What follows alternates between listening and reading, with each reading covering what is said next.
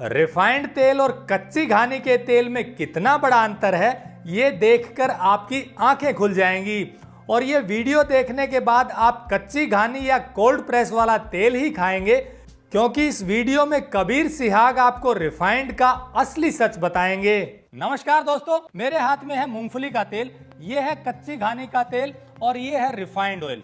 और मेरे साथ है कबीर सिहाग, ये फिजिक्स में एमएससी कर रहे हैं और इन्होंने अपने भाई के साथ मिलकर यहाँ पर कच्ची घानी का कोल्हू और कोल्ड प्रेस मशीन लगाई हुई है और लोगों तक शुद्ध चीज पहुंचाने के लिए इसकी शुरुआत की है। आज इनसे जानेंगे हम डिटेल में, साइंटिफिकली, टेक्निकली, कि जो रिफाइंड ऑयल है वो कैसे प्रोसेस होता है और हम तक जो पहुंचता है वो कैसे नुकसान करता है। तो चलिए शुरू करते हैं। पूरी बात जरूर सुनिएगा, क्योंकि आप कई बार सुनते हैं कि रिफाइंड ऑयल नुकसान तो करता है, पर ये नहीं पता होता कि वो नुकसान कैसे और क्यों करता है। तो चलिए शुरू करते हैं।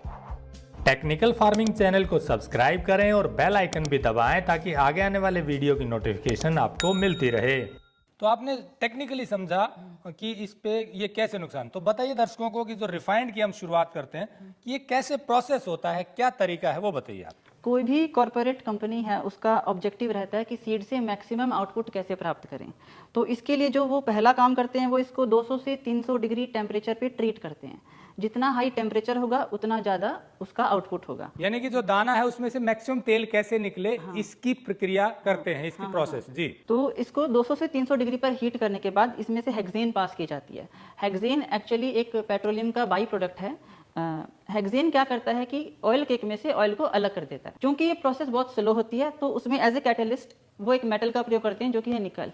निकल एक नॉन कार्सिनोजेनिक है और कैंसर कारक एक तत्व है जो ह्यूमंस के लिए बहुत ही हार्मफुल है। इसके बाद इसको जब हाई टेम्परेचर पर हीट करते हैं तो इसमें ट्रांस फैट्स फॉर्म होते हैं जो कि हार्ट के लिए बहुत हार्मफुल होते हैं। और उस प्रोसेस में जब फॉर्म हो रहे हैं वो इतनी दुर्गंध होती है उस तेल के अंदर जो निकल कर आता है, इतनी केमिकली ट्रीट होने के बाद में, जब ट्रांस फैट बन रही होती है। हाँ, इतना दुर्गंध आती है, उसको रेंसिड ऑयल बोलते हैं। वो ग्रेइश डार्क लिक्विड होता है जो पैलेटेबल नहीं होता ह्यूमंस के लिए, ह्यूमंस उसको खा नहीं सकते। तो उसको पैलेटेबल बनाने के लिए ह्यूमंस के लिए वो उसका डीओडोराइजेशन करते हैं, उसमें से स्मेल हटाते हैं, ब्लीचिंग करते हैं, उसका कलर हटाते हैं और उसके बाद में उसका विंटराइजेशन करते हैं, थोड़ा स्टेबलाइजेशन करते हैं ताकि उसकी शेल्फ लाइफ इंक्रीज हो जाए, 2 से 3 साल वो खराब नहीं हो। इतनी प्रोसेस के बाद में तेल के अंदर जो बचता है वो सिर्फ एक ऑयली वाटर लिक्विड है। न्यूट्रिशनल वैल्यू तेल की समाप्त हो जाती है, उस तेल में कुछ भी नहीं बचता। इवन जैसे ही रिफाइंड ऑयल 1800s के अंदर मेन स्ट्रीम हुआ यूएस के अंदर, जैसे ही रेस्टोरेंट्स यूज़ करने लगे रिफाइंड ऑयल तो रेस्टोरेंट्स ने क्लीनिंग प्रॉब्लम फेस करना शुरू किया। उनके जो ऑयल फ्रायर्स थे वो क्लॉग होने लग गए, उनकी ड्रेन्स जो थी वो क्लॉग होने लगी रिफाइंड ऑयल से। इसको रिजॉल्व करने के लिए उन्होंने स्पेशली केमिकल्स बनवाए कंपनी से कि ये हार्ड सब्सटेंस है, ये हमसे रिमूव नहीं हो रहा। यही तेल अपन अपने शरीर में डालते हैं और ये आपकी आर्टरीज के साथ क्या करेगा, ये आपको विचारने की आवश्यकता है कि जो इतनी बड़ी ड्रेन्स को क्लॉग कर देता है, आपकी आर्टरीज तो फिर भी बहुत छोटी होती है। मतलब आपका कहना है कि जो रिफाइंड ऑयल है उसमें लास्ट में जो बचता है वो इतना गाढ़ा पदार्थ होता है कि उसके कारण ड्रेन ही रुक गई उनके बड़े बड़े। तो वो पदार्थ यदि शरीर में जाएगा तो फिर वो आर्टरी को चौक रहे। वो क्या होता है, ट्रांसफैट ट्रांसफैट होता है और ट्रांसफैट एक्चुअली काफी कंट्रीज में बैंड है। डेनमार्क ने सबसे पहले बैन किया था 2004 में, उसके बाद से उसको फॉलो किया बहुत सारी कंट्रीज ने। यूएस ने भी कुछ साल पहले ट्रांसफैट बैन कर दिए थे। इंडिया में ये बैन नहीं है और आपके तेल में सामान्यतः पाया जाता है, हर दूसरे तेल में पाया जाता है। इसको भी कुछ रेगुलेशन है, कुछ कंपनियां केमिकली ही ट्रीट करके हटाती हैं, लेकिन सबसे बेटर ये रहे कि आपके तेल में ट्रांसफैट्स फॉर्म ही नहीं हो, इसको केमिकल रिमूव करने की जरूरत ही ना पड़े। मतलब अभी ये थोड़ी सख्ती हुई है तो ट्रांसफैट को फिर से हटाने के लिए एक और केमिकल डालना पड़ता है। लेकिन आपका कहना है कि ये बने ही न, वो प्रक्रिया अपनाई जानी चाहिए।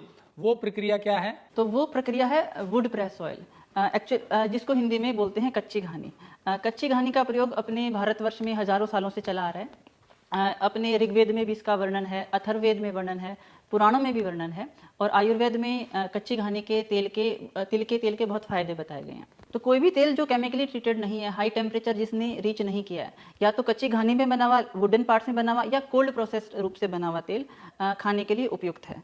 तो दोस्तों, जैसा कबीर ने बताया कि ये जो रिफाइंड ऑयल आप देख रहे हैं ये बहुत ज़्यादा केमिकली प्रोसेस्ड होता है, हाई टेम्परेचर पे होता है। अब इसके बाद इसमें बचता है या तो ट्रांसफैट और या लिक्विड जैसा तरल पदार्थ। लेकिन ट्रांसफैट अगर हटानी है तो भी फिर उसको केमिकल से फिर से ट्रीट करना पड़ता है। इसका फर्क आपको अभी दिखाते हैं कि जो केमिकल वाला ट्रीटेड जो तेल है और जो कोल्ड प्रेस या कच्ची घानी का तेल है उसमें फ़र्क आपको दिखाएंगे। ये देखिए, ये है मूंगफली का ऑयल और ये भी मूंगफली का ऑयल है। ये पकड़िए आप, ये दोनों आपको मैं पंकज से कहूँगा थोड़ा क्लोज में दिखाएं। ये दोनों एक ही सोर्स से निकले हुए हैं। ये कलर आप देखिए, ये बिल्कुल आपको पानी जैसा नजर आ रहा है और ये देखिए कितना गाढ़ा नजर है। ये क्यों है, इसका अंतर भी पूछते हैं कबीर से, ये फर्क क्यों है? ये केमिकली ट्रीटेड है, जो 7 स्टेप प्रोसेस मैंने बताई उससे गुजरा हुआ तेल है। इसमें निकल, हेक्सेन, फास्फोरस, ये सारी की सारी चीज़ें आपको मिलेंगी। ये एक्चुअली अनटच्ड है, लाइक हम कम से कम इंटरफेयर करने की कोशिश करते हैं जो भी चीज़ हम मैन्युफैक्चर कर रहे हैं। तो मूंगफली है, मूंगफली को हमने क्रश किया वुडन पार्ट में और उसने तेल छोड़ा और वो तेल ये है। वो तेल है, इसमें कोई केमिकल नहीं है, हाई टेम्परेचर नहीं है। ये मूंगफली का तेल है और इसको आप जैसे खोलेंगे तो आपको मूंगफली की खुशबू आएगी। ये आपको और दिखा दें, ये किस चीज का? ये मूंगफली का। ये देखिए, ये भी मूंगफली का ही तेल है। देखिए कलर आपको सेम ही नजर आ रहा होगा, सिर्फ इसके कारण थोड़ा फर्क हो सकता है। ये देखिए, ये थोड़ा गाढ़ा तेल है। मैं देखो आपको, अगर इसमें आप दिखाइए, जैसे वो आप बता रहे थे कि इसको रब करते हैं तो इसमें फर्क नजर आता है। तो अगर इसको अपन रब करते हैं, हालांकि ये तेल गाढ़ा है लेकिन ये क्योंकि नेचुरल है, आपकी स्किन इसको अब्जॉर्व कर लेगी। ये तेल हालांकि पानी जैसा पतला है, जो तेल रब करने के ऊपर थोड़ी देर के अंदर आपकी अंगुलियों के पीछे फ्रिक्शन आने लग जाएगा। आप पर्याप्त समय तक इसको रब नहीं कर सकते। रब करेंगे आपको आपकी फिंगर्स में फ्रिक्शन दिखेगा और वो फ्रिक्शन एक्चुअली होते हैं ट्रांस फैट्स। जैसे अगर आप किचन के अंदर देखेंगे, आपकी टाइलों के ऊपर जो आप छोंक लगाते हैं तो जो सब्सटेंस जम जाता है वो कितनी मुश्किल से निकलता है, तो वही सब्सटेंस आपकी आर्टरीज के अंदर फंस जाता है और वो निकालना बहुत मुश्किल होता है। तो दोस्तों, जैसे कबीर ने बताया कि जो रिफाइंड ऑयल है वो केमिकल से ट्रीट करना पड़ता है, इसीलिए ये इतना प्योर हो जाता है। ये देखिए, और इसमें सिर्फ बचता है या तो ट्रांसफैट या तरल पदार्थ बचता है। तो मेन डिफरेंस वुड प्रेस या कोल्ड प्रेस ऑयल और रिफाइंड में यही है कि आप तिल के तेल में आशा कर सकते हैं कि आपको तिल की स्मेल आएगी, तिल की प्रॉपर्टीज मिलेंगी। सरसों के तेल में आप आशा कर सकते हैं कि आपको सरसों की खुशबू आएगी और सरसों की प्रॉपर्टीज और गुण मिलेंगे।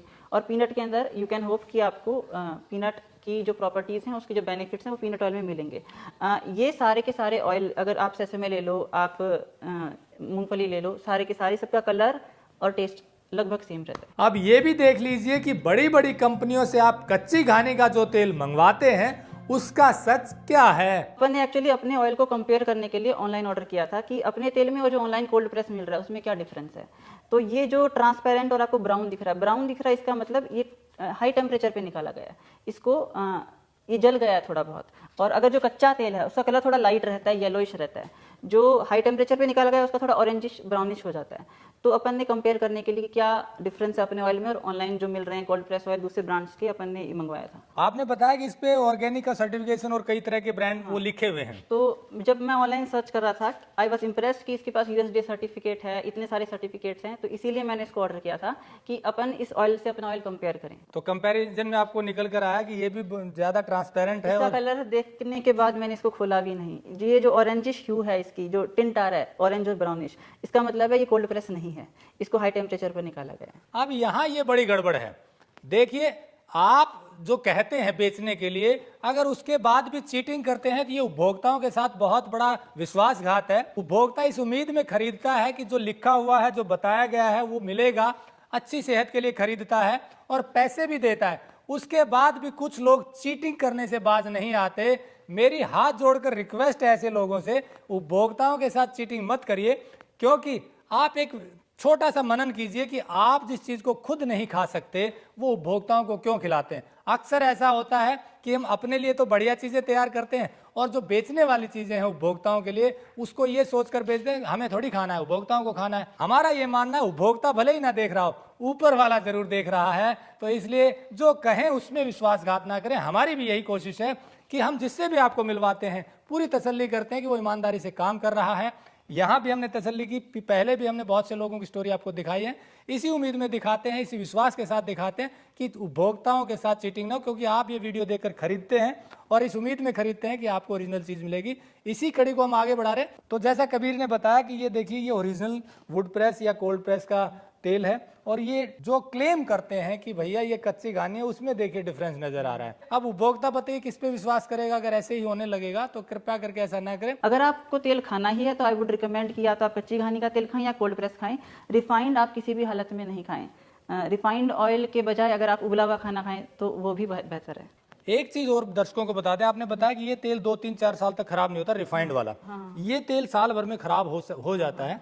वो कारण क्या है, ताकि उनको फिर न्यूट्रिशन की समझ आए कि भाई फर्क क्या है जी? क्योंकि इसको बहुत सारी प्रोसेस से गुजारा गया है, बहुत सारी केमिकल से ट्रीट किया गया है। इसमें आपको हेक्सेन मिलेगी, फास्फोरस मिलेगा, निकल मिलेगा, और फिर इसको स्टेबलाइज करते हैं अंत के अंदर, ताकि इसकी शेल्फ लाइफ बढ़ जाए, 3 से 4 साल तक ये तेल खराब नहीं हो। तो इसके अंदर कोई प्राणिक बायोएक्टिव कंपाउंड नहीं मिलता, कोई प्राणिक जैविक कंपाउंड। हाँ, तो इसमें कोई बायोएक्टिव कंपाउंड उपस्थित नहीं रहता, जिसकी वजह से ये खराब नहीं होता। ये प्योरली पीनट का एक्सट्रैक्टेड ऑयल है। इसके अंदर बायोएक्टिव कंपाउंड्स हैं जो आपके लिए आपके शरीर के लिए बेनिफिशियल हैं, आपकी बॉडी को नरिश करते हैं। जो बायोएक्टिव कंपाउंड्स की वजह से ये ऑयल लाइव है। तो अगर आपको तेल या कोई भी पदार्थ खाना है तो आप वो खाएं जिसकी शेल्फ लाइफ कम से कम हो, क्योंकि खराब वही चीज़ होगी जिसके अंदर ऑर्गेनिक कंटेंट होगा। जो चीज़ 3, 4, 5 साल तक खराब नहीं हो रही है वो चीज़ केमिकली ट्रीटेड है और उसमें जैविक तत्व है ही नहीं। ये जैविक तेल है, इसके अंदर लाइफ है, ये आपके शरीर को नरिश करेगा, पुष्ट करेगा। ये डेड तेल है, इसको आप यूज़ नहीं करते, आपके शरीर पे नहीं लगा सकते आप इसको आप अपने शरीर पे लगा सकते हो, आपकी नाक में लगा सकते हो, नाभि पे लगा सकते हो, इसका आप पूरा प्रयोग कर सकते हो आप। हाँ, लेकिन रिफाइंड तेल को आप अपने शरीर पर नहीं लगा सकते। और ये सोचने की बात है, जो चीज़ आप अपने शरीर पर लगा नहीं सकते आप उसको खा कैसे लेते हैं। तो दोस्तों, जैसा कबीर सिहाग ने बताया कि जो चीज़ आप शरीर पर लगा नहीं सकते खा कैसे सकते, बड़ी डिटेल में इन्होंने समझाया कि रिफाइंड ऑयल में और कोल्ड प्रेस या वुड प्रेस मशीन से निकले हुए ऑयल में कितना फर्क है। तो तेल खाएं तो या तो कोल्ड प्रेस मशीन से निकला या वुड प्रेस मशीन से, जिसे कच्ची घानी कहते हैं। रिफाइंड ऑयल को यथासंभव अवॉइड करें, क्योंकि जैसा इन्होंने बताया उस तरीके से तो ये तेल नहीं बचता है।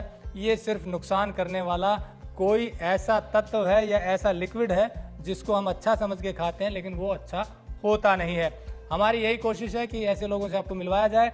आप ये तेल ले सकते हैं, हमने नंबर दिया हुआ है। और एक और मुहिम हमने शुरू की है, ऐसे लोगों को जो अच्छा चीज़ तैयार करें, ऐसे किसानों को जो शुद्ध चीज़ें तैयार करें, उनको सबको एक प्लेटफॉर्म पर, डिजिटल प्लेटफॉर्म पर लेकर आ रहे हैं। शुद्धफार्म.com के माध्यम से आपको ये तेल भी वहाँ मिल जाएगा और भी चीज़ें मिलेंगी। तो इसी कड़ी को आगे बढ़ाने के लिए जुड़े रहिए टेक्निकल फार्मिंग से।